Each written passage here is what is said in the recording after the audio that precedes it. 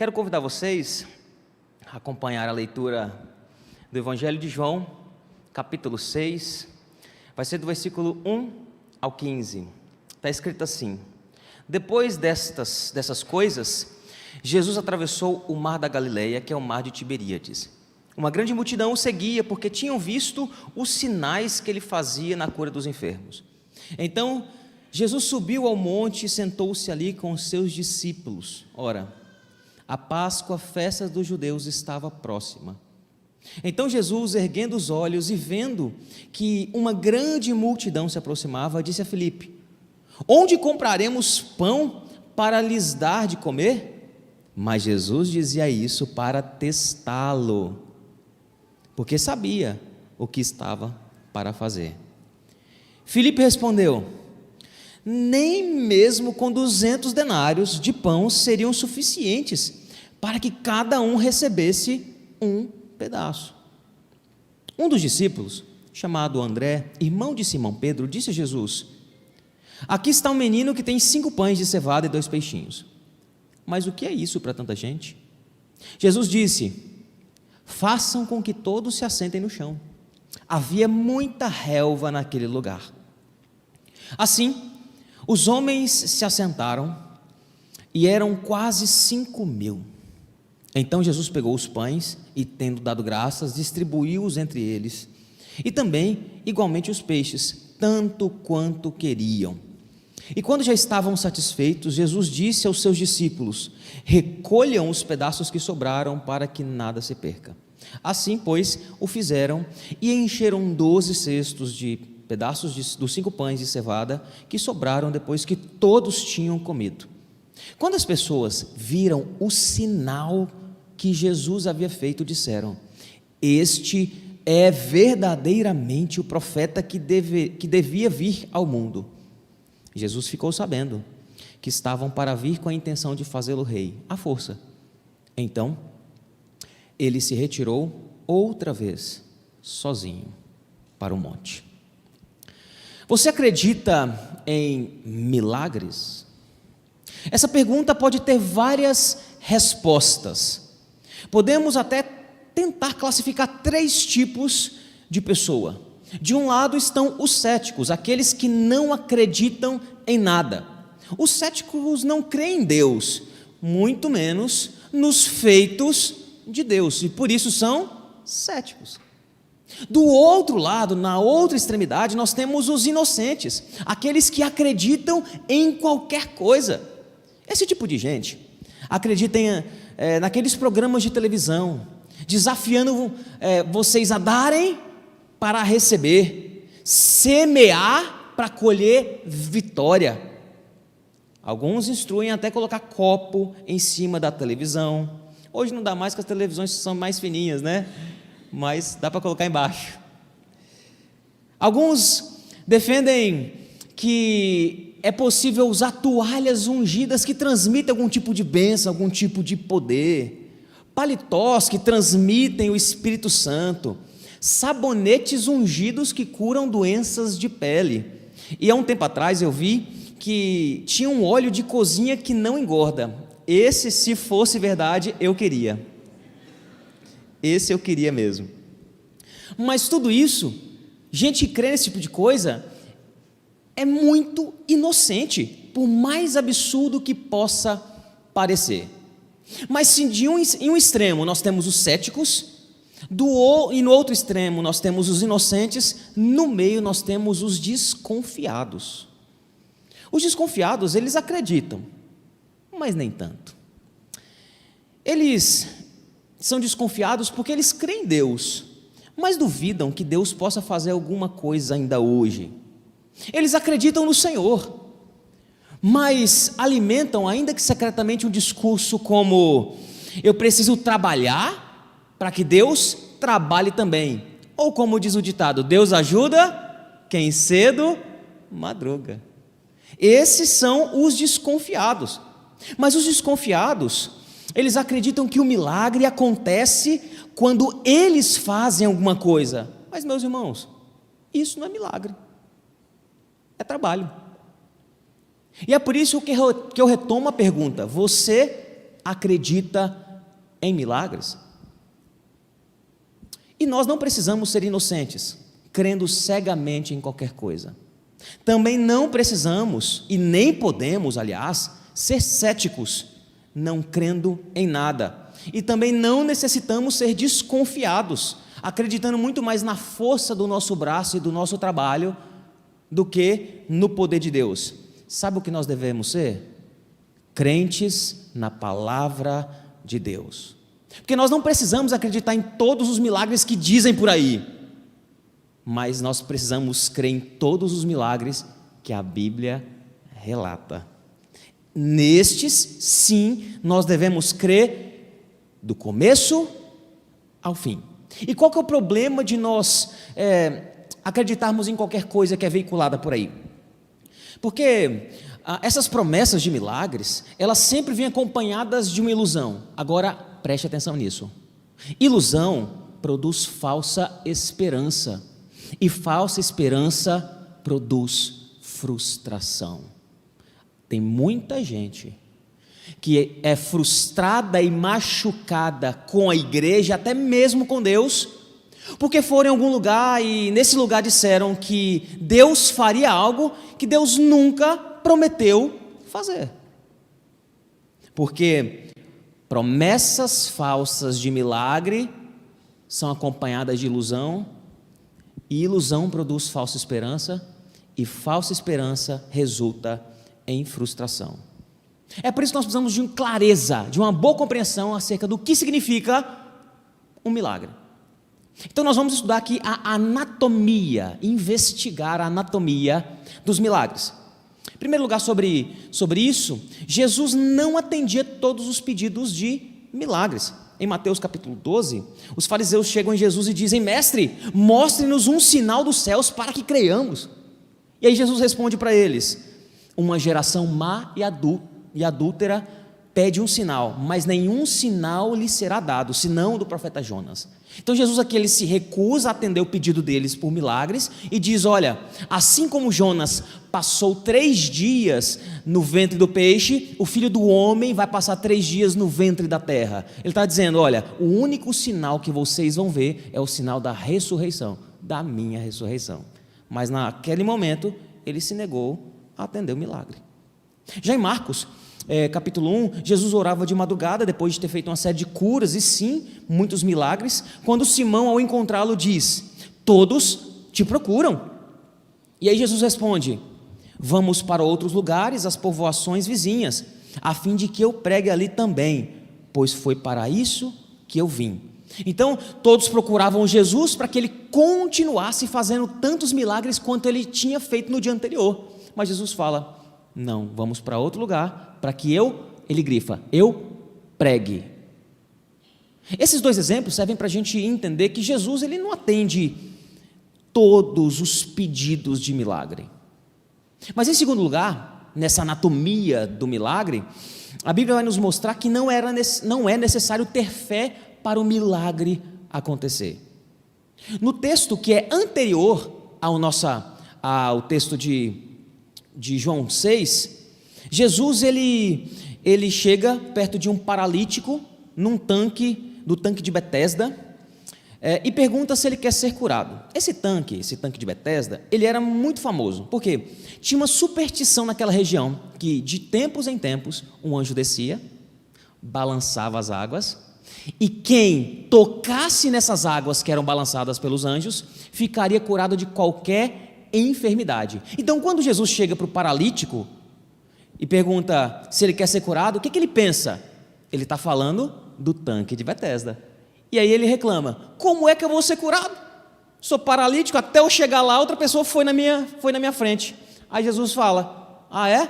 Então toma teu leito e anda. Sabe o que ele faz? Obedece, pega a maca dele e anda. O problema, meus irmãos, é que ele fez isso num sábado. Esse paralítico já era figurinha marcada, conhecido, porque ele ficava ali nas redondezas.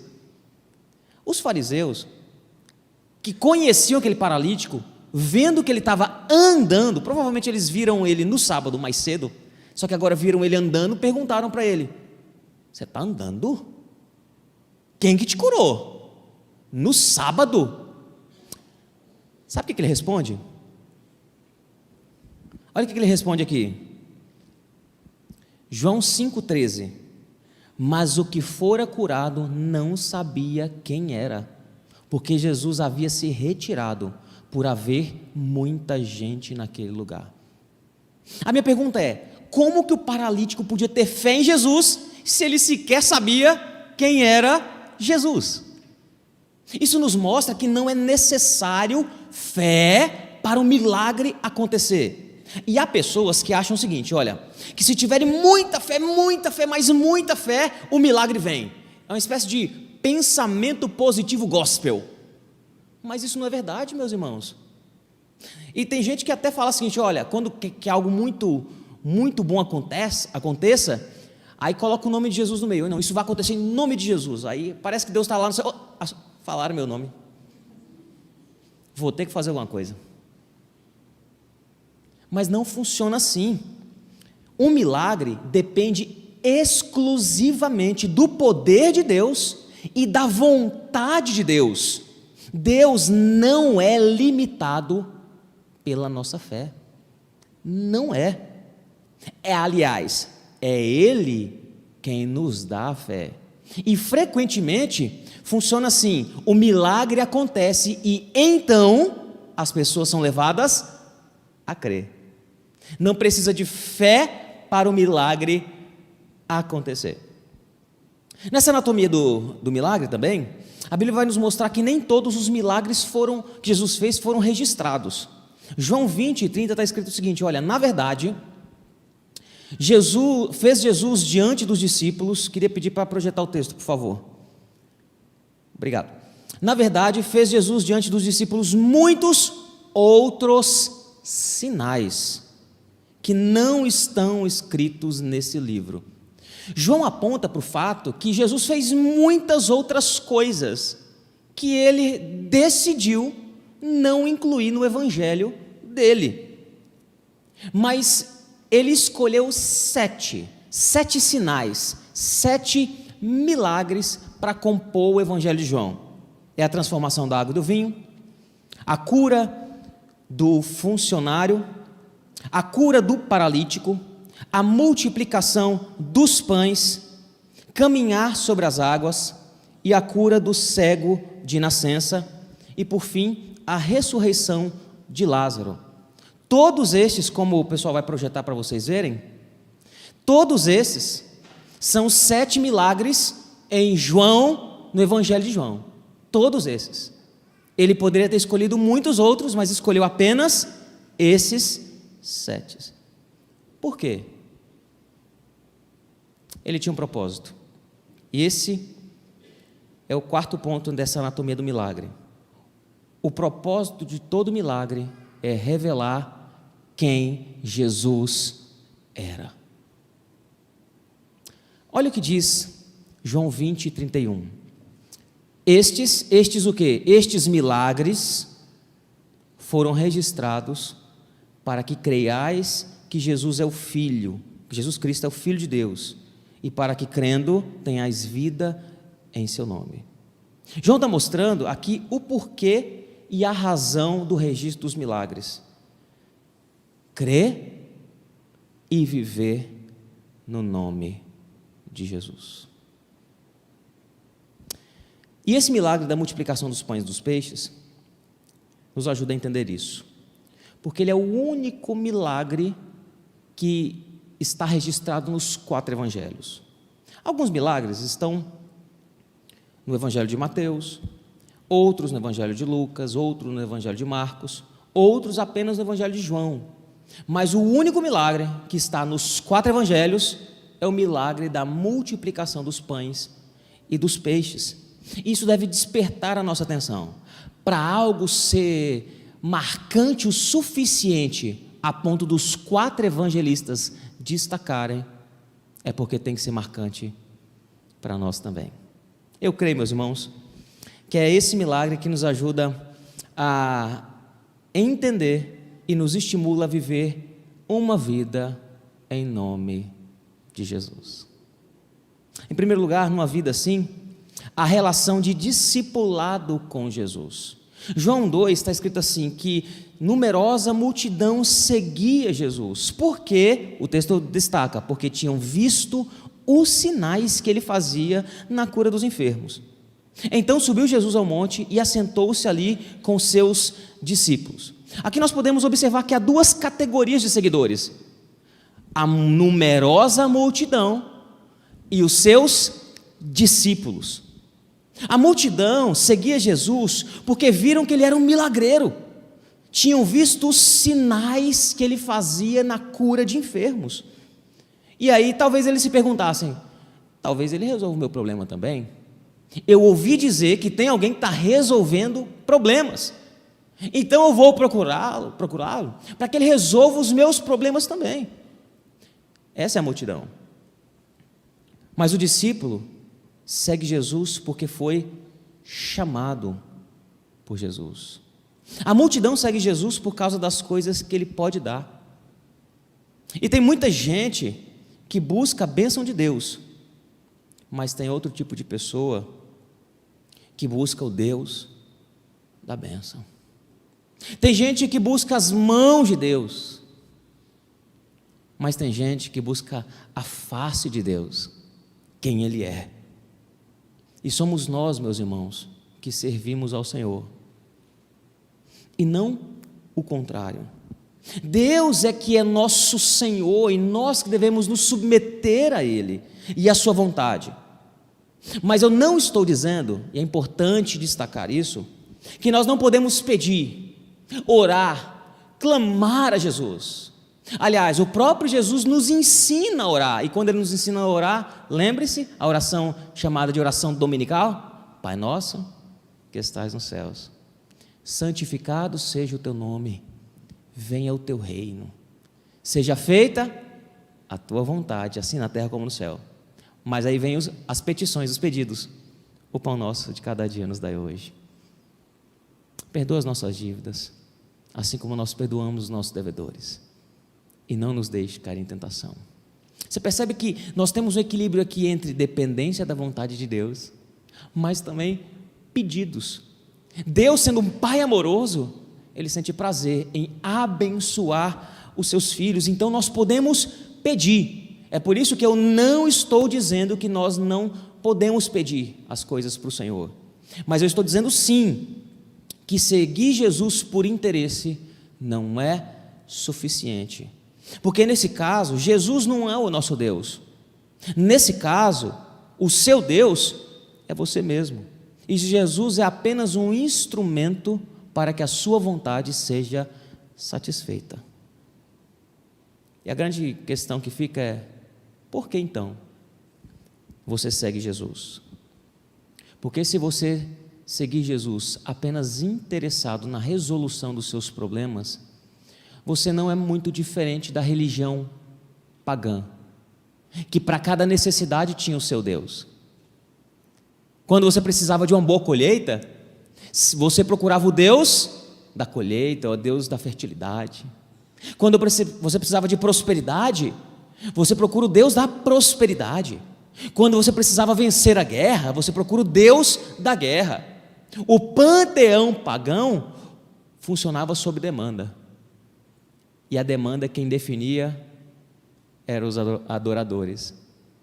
Veja como isso não é muito diferente do relacionamento com Jesus que alguns têm. Procuram Jesus muito mais interessados na sua mão do que na sua face. Que tipo de seguidor de Jesus eu sou? Multidão ou discípulo? Porque se for discípulo, o discípulo segue Jesus ainda que Jesus diga não. Tem uma canção que eu gosto muito, que nós cantamos aqui de vez em quando, que diz que um dia a gente aprende a confiar em um Deus que faz milagres. O que Ele faz? Que ouve a nossa oração, que se faz presente aqui. Mas um pouco mais adiante a canção vai dizer: chega o dia de entender, até ouvir o não de Deus, mas sem duvidar que Ele continua sendo bom e que Ele continua sendo Deus. Essa é a confissão de um discípulo. Talvez você tenha pedido muito algo para Deus e Deus tenha dito não. Ele pode fazer isso, porque numa vida em nome de Jesus, você é discípulo e não multidão. Em segundo lugar, numa vida em nome de Jesus, há uma relação de dependência de Jesus. Quando Jesus, ele olha para a multidão, ele percebe que ela estava faminta, ele se volta para um dos seus discípulos, chamado Filipe, e pergunta para ele onde eles comprariam pão para todos. E o texto fala no versículo 6 que ele fala isso para testar. Dependendo da sua tradução, está assim: Jesus falou isso para experimentar Filipe, porque ele já sabia o que ia fazer. Esse é um detalhe muito importante para o nosso texto, porque Jesus, ele já sabia o que ia fazer, mas a pergunta dele não é para que os discípulos percebessem o que ele ia fazer, mas para os discípulos percebessem que eles não tinham nada para fazer sem Jesus. É por isso que Filipe responde assim: não bastariam 200 denários de pão para receber cada um seu pedaço. O denário era uma moeda para um dia de trabalho de um trabalhador braçal. O que ele está dizendo? Se nós tivéssemos alguém que trabalhasse 200 dias, mesmo assim, nós não conseguiríamos alimentar esse tanto de gente, essa multidão. Perto também estava André. E André, outro discípulo, diz assim: aí está um rapaz que tem 5 pães de cevada e 2 peixinhos. Mas isso que é para tanta gente? O próprio texto, ele quer destacar tanto o desespero de Filipe, quanto a frustração de André. Filipe fala: é impossível. André fala: a gente não tem nada, não tem o que fazer. Mas o versículo 6 fala: Jesus pergunta isso para testar, experimentar esses discípulos, para que eles reconhecessem a própria limitação. Eu não tenho dúvidas, meus irmãos, que frequentemente Deus nos conduz a momentos para nos experimentar e escancarar a nossa fraqueza. Nós temos o hábito ruim, motivado por teologia ruim, que fala que Deus não dá uma carga maior que nós não podemos aguentar, não é verdade? Mas a Bíblia não fala isso. A Bíblia fala que não sobrevém tentação acima das forças. Mas não significa que nós não podemos ser conduzidos para situações maiores do que as nossas forças. Sabe por quê? Porque frequentemente Deus faz isso. Deus faz isso para provar que nós não conseguimos nada sem Ele. Não é para nos destruir, mas é para nos experimentar. Não é para nos envergonhar, mas é para nos ensinar. Porque a Bíblia fala que o poder dele se aperfeiçoa na nossa fraqueza. Porque a Bíblia fala que nós somos limitados, mas Deus é todo poderoso. E é por isso que eu acredito sim, que Deus nos testa, nos experimenta. Às vezes, o que nós temos é apenas 5 pães e 2 peixinhos mesmo. Mas o que é isso para uma multidão de problemas que nós temos? Isso não é nada. Mas é exatamente por isso que precisamos depender de Deus. Acho que eu já contei essa história, mas eu vou contá-la novamente. Quando eu era adolescente, eu fui convertido pelo Senhor em torno dos 14 anos, o que trouxe muitos problemas relacionais na minha família, a ponto da minha mãe, que na época estava envolvida com muitas coisas, inclusive com candomblé e tudo mais, ela um dia me mandou para fora de casa. Eu me lembro, eu cheguei da escola e as televisões, que eram grandes na época, tinham grandes caixas, né? E eu cheguei, tinha uma caixa de televisão na sala. E todo animado eu perguntei, televisão nova? E aí nisso eu já fui abrindo a caixa. E na caixa não tinha televisão, estavam as minhas coisas. E ela disse, olha, a gente não tem dado certo, a gente tem brigado demais, você não me ouve, você fica o dia inteiro na igreja, acho que é melhor você ir morar com seu pai. E eu falei, catatônico, né? Eu falei, tá, deixa eu fazer um último pedido. Nesse final de semana, a senhora lembra que tem um acampamento da igreja? A senhora não deixou eu ir, deixa eu ir, pelo menos eu me despeço do pessoal. Ela falou, tudo bem, e fui. Esse acampamento foi bem triste, porque à medida que os dias passavam, a minha tristeza aumentava, porque estava chegando o final do acampamento.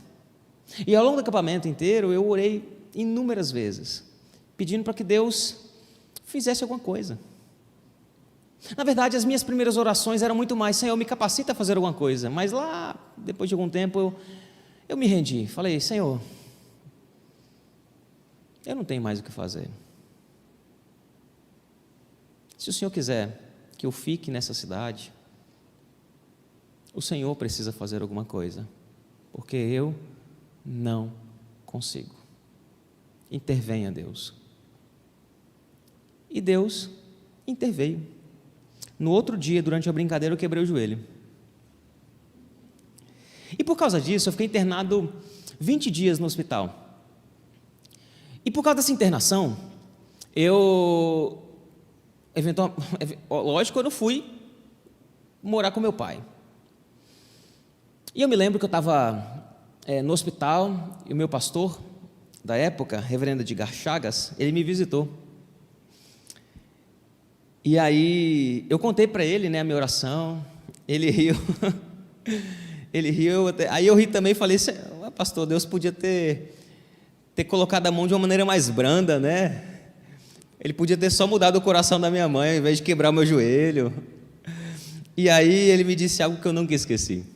Ele me disse o seguinte, se Deus mudasse apenas o coração da sua mãe, talvez o seu coração não fosse mudado.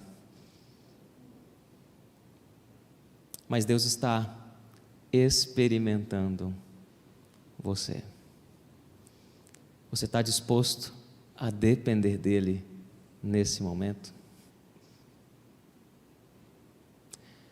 Com o joelho quebrado, foi um dos melhores períodos da minha vida, em termos de dependência de Deus. Numa vida em nome de Jesus. Em terceiro lugar, a relação de serviço a Jesus. João 6, versículo 11, está escrito assim: então Jesus tomou os pães e, tendo dado graças, distribuiu-os entre eles, e também igualmente os peixes, o quanto queriam. Quero destacar o fato aqui de Jesus agradecer na escassez. O texto não fala que Jesus orou para que os pães e peixes se multiplicassem. Não fala. O texto fala que Jesus orou agradecendo pelos poucos pães que tinha. Oração de gratidão, mesmo na escassez. Nós temos muita dificuldade de fazer isso, porque olhamos muito mais para o que nos falta do que para o que nós temos. Olhamos muito mais para os anseios do nosso coração do que aquilo que Deus já colocou e coloca nas nossas mãos. Nós somos uma fome eterna. E é por isso que nós precisamos exercitar a gratidão. Foi isso que Jesus fez aqui. Mas o Evangelho de Marcos tem um detalhe importante, que que é necessário destacar aqui, né? Marcos 6,41 está escrito assim: tomando os 5 pães e os 2 peixes, e olhando para o céu, deu graças. O mesmo elemento de gratidão está presente nos evangelhos, inclusive, coisa interessante, os 4 evangelhos destacam a gratidão de Jesus, os 4. Mas o detalhe que Marcos destaca, que os outros não destacam, é o seguinte: em seguida, entregou o quê? Os pães e os peixes aos seus discípulos, para que estes servissem ao povo. O detalhe é que a maneira como Jesus distribuiu foi através dos discípulos. E João, versículo 6, versículo 12, diz assim: e quando já estavam fartos, disse Jesus aos seus discípulos: recolhei os pedaços que sobraram, para que nada se perca. Assim, pois, o fizeram e encheram 12 cestos de pedaços dos 5 pães de cevada, que sobraram aos que haviam comido. Então Jesus agradeceu e entregou para os seus discípulos distribuírem. E ao distribuírem, a multiplicação aconteceu. Todos comeram até ficarem fartos, cheios. E no final ainda sobrou 12 cestos. É importante explicar que cesto é esse. É um cesto parecido que algumas comunidades rurais ainda utilizam hoje, mas que utilizavam muito mais no passado. Vocês já viram por exemplo, no Nordeste, onde tem uma mula e nós temos cestos imensos, cada um de um lado? É mais ou menos esse cesto que o texto se refere. Então olha que interessante, a escassez se tornou em abundância, na medida em que os discípulos distribuíram aquilo que tinham recebido de Jesus. Esses cestos que foram recolhidos, eles eram grandes demais. E nós temos 12 cestos, um para cada discípulo. Um discípulo jamais conseguiria comer um cesto inteiro. Ele jamais conseguiria usufruir do cesto sozinho, porque o cesto era para ser compartilhado. Eles teriam que compartilhar, eles teriam que servir. Às vezes, Deus nos dá muito mais do que precisamos. E quando isso acontece, a primeira coisa que nós pensamos é em aumentar o nosso padrão, aumentar o nosso conforto. Isso não é uma coisa ruim em si mesmo. O ruim é quando nós fazemos isso sem olhar ao redor. E eu não estou falando apenas de dinheiro não, meus irmãos. Dinheiro talvez seja a parte mais fácil. Eu estou falando de vida, da sua vida, dos seus talentos, dos seus dons, do seu tempo. O que as pessoas, as igrejas precisam hoje, na maioria das vezes, não é dinheiro. O que nós mais precisamos é de gente, é de humanidade, vida na vida. Porque é fácil terceirizar, é fácil pagar para os outros fazerem algo por nós, porque assim eu não preciso ir lá e pôr a mão na massa, assim eu não preciso ir lá e me envolver. A maior dificuldade é nós estarmos presentes, e nós dizemos muito: conte comigo, qualquer coisa me chama, qualquer coisa me liga, mas quando o dia da necessidade chega, nós não temos com quem contar, porque não há presença. Então é fácil pôr a mão no bolso, mas para você servir como Jesus, é necessário colocar a mão no coração. É essa a ênfase bíblica.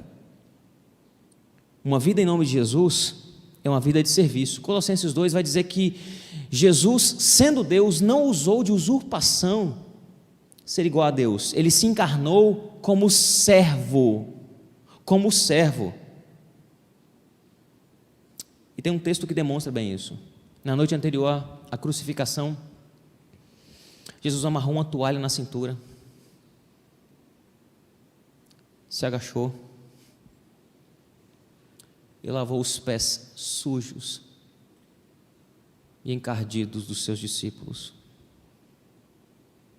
O Deus Todo-Poderoso, o Criador dos céus e da terra, a mais brilhante estrela da manhã, o Senhor de toda glória, o Santo, Santo, Santo, mais alto do que as maiores alturas, aquele que as montanhas se prostram ao ouvir o som da sua voz. Mas naquele momento, ele estava fazendo o trabalho de um escravo. De um escravo. E se Jesus fez isso, quem é você para não servir a sua esposa? Quem é você para não servir o seu marido, apesar dele? Quem é você para não servir ao seu próximo? Quem é você para não se desgastar, para que outras pessoas sejam renovadas a exemplo de Jesus, que através da sua morte nós obtemos vida? Quem somos nós? Podemos ser qualquer coisa, menos aqueles que têm uma vida em nome de Jesus. Me recordo de uma experiência que eu tive logo no começo do seminário. A pior fase para um seminarista é o primeiro ano, meus irmãos, porque o seminarista que se forma, ele já foi humilhado o suficiente para ele chegar à conclusão que ele não sabe muita coisa. Mas o seminarista com 6 meses de seminário é um perigo, porque com 6 meses de seminário ele acha que sabe tudo que tem para saber. E eu, com 6 meses de seminário, eu fui, junto com alguns colegas seminaristas, participar de um projeto lá das redondezas de Guarulhos, que trabalhava com crianças carentes, 200 crianças. E eu fui lá para ensinar aquelas crianças, para evangelizar aquelas crianças, para dar aula para aquelas crianças. E logo no começo, o pessoal que estava à frente do projeto, eles estavam dando as instruções, e nós tivemos um momento de louvor. Naquele momento de louvor nós cantamos: Senhor, usa-me, sonda-me, fala, Senhor, eis-me aqui. A gente cantou vários cânticos assim. Depois nós tivemos uma devocional que ressaltava a importância do serviço, da doação, do alto sacrifício, a exemplo de Jesus. E aí depois vieram os avisos. E no meio desses avisos, a diretora lá do projeto falou que eles tinham muitas carências. Então eles não esperavam que nós perguntássemos o que precisava ser feito, mas eles esperavam que, se nós víssemos algo que podia ser feito, era porque era para nós fazermos. Achei lindo o discurso dela, até depois da janta, quando eu olhei para a pia, cheia de louça. E eu pensei: Senhor, não é comigo. Voltei, deixei o meu prato na pia, cheio de louça, de panelas imensas, imagina, 200 crianças, e voltei para o meu banquinho, sentei lá, cantamos mais um pouquinho, e eu lutando com a ideia de que aquela pia estava olhando para mim, mas estava. Eu não lembro quanto tempo eu lutei com essa ideia não, mas só sei que eu fui lá lavar a panela, né? As panelas, importante ressaltar, as panelas. E fui com raiva, não vou mentir para os irmãos não, na força do ódio. Mas na medida que eu lavava a primeira panela e murmurava, falando: Senhor, eu vim aqui para ensinar, estou fazendo seminário para quê? Para lavar a panela? Um absurdo isso. E esfregando, aqui ó. Enquanto eu esfregava as panelas, meus irmãos, era como se Deus me esfregasse. Aquelas panelas me ensinaram algumas lições que livros não conseguiriam me ensinar. É verdade que em alguns momentos o que é necessário é aula, é conhecimento, mas há momentos que é necessário mãos. E para a panela não tinha como dar aula, tinha que esfregar mesmo. Onde Deus leva você para que você esfregue as panelas? Quais são as pias sujas que estão encarando você há muito tempo, mas você se nega a se aproximar delas. Jesus olhou a nossa sujeira, meus irmãos, e não era sujeira superficial como de panelas. Ele olhou para o nosso pecado e Ele se aproximou de nós para nos servir ao nos lavar com seu sangue. Nós, como seus discípulos, deveríamos fazer o mesmo. É isso que é levar uma vida em nome de Jesus. Mas em quarto, em último lugar, numa vida em nome de Jesus, há uma visão clara da obra de Cristo. O versículo 10 do nosso texto tem um detalhe muito importante. Olha o que está escrito: disse Jesus: fazei o povo assentar-se, pois havia naquele lugar muita relva. Assentaram-se, pois, os homens em número de quase 5.000. É interessante esse registro aqui, porque nós já vimos que o Evangelho de João ele é seletivo. Ele mesmo diz: tinha muitos milagres para eu colocar aqui, mas eu escolhi apenas 7. Para alguém que decidiu selecionar o que colocar no seu Evangelho, vocês não estranham o fato dele registrar 2 coisas abundantes nesse versículo? Muita gente e muita relva. Por que ele se preocuparia em registrar que naquele lugar tinha muita grama, por exemplo? Muita vegetação. Essa palavra que foi traduzida como relva aí, ela só aparece uma vez no Novo Testamento. Mas no Antigo Testamento ela aparece uma vez. Uma explicação rápida. O Novo Testamento foi escrito em grego e o Antigo Testamento é escrito em hebraico.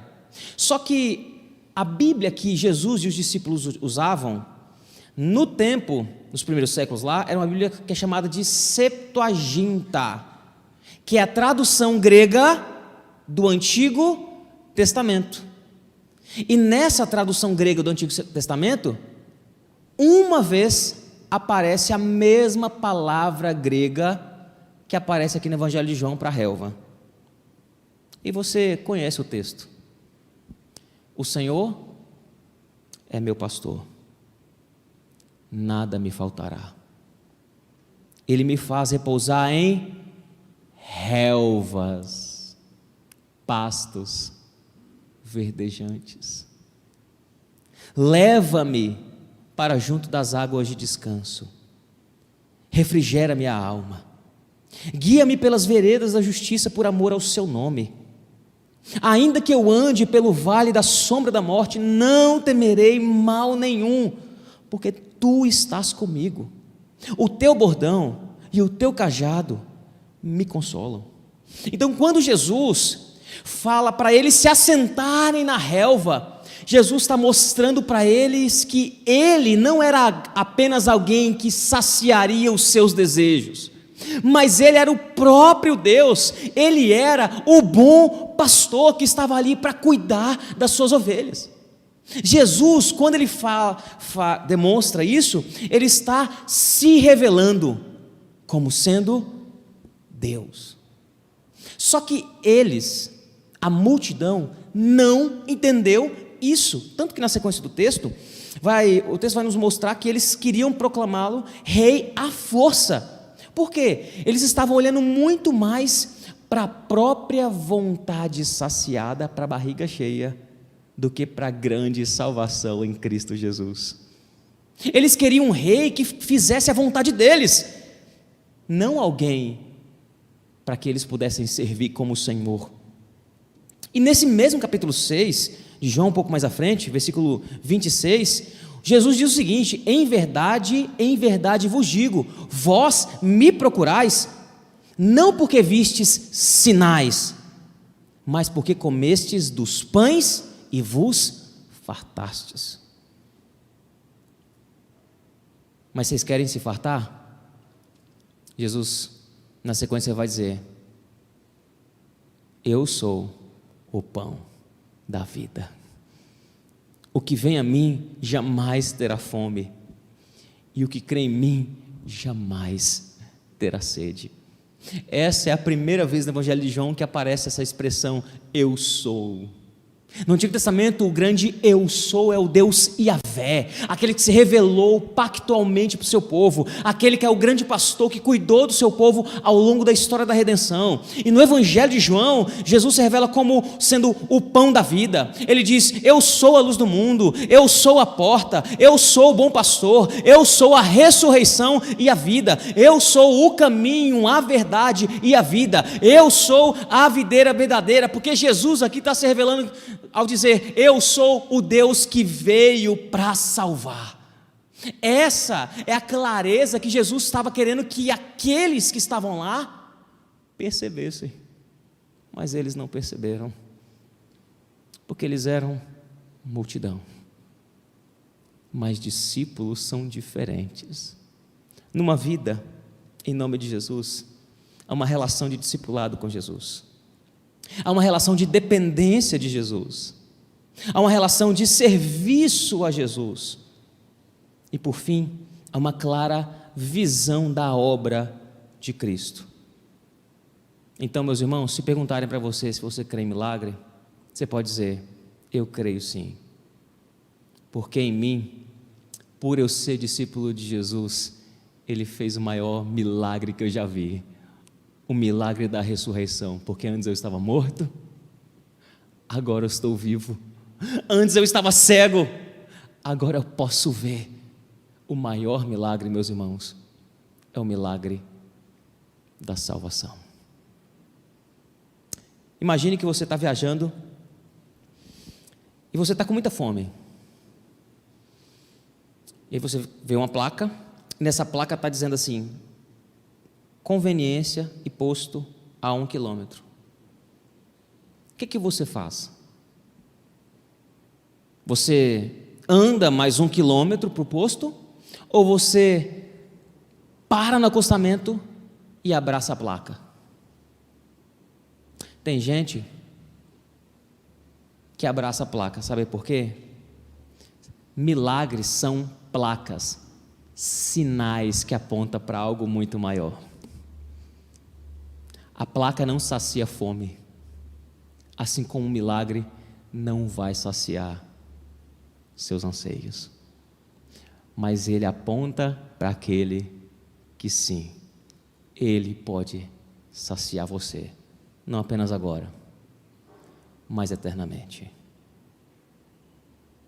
A grande questão é, você vai crer e viver uma vida em nome de Jesus? Porque a porta da salvação continua aberta. E a ceia nos lembra isso. Porque na ceia nós comemos do corpo e bebemos do sangue de Jesus. Na ceia, nós nos alimentamos. E quem nos serve é o próprio Jesus. E eu quero convidar você para participar desse momento. Quem deve participar da ceia? Aquele que não é multidão mais, mas é aquele que é discípulo de Jesus. Foi batizado em nome do Pai, do Filho e do Espírito Santo. Aquele que professou publicamente a sua fé. Ou aquele que faz parte de outra igreja evangélica em plena comunhão.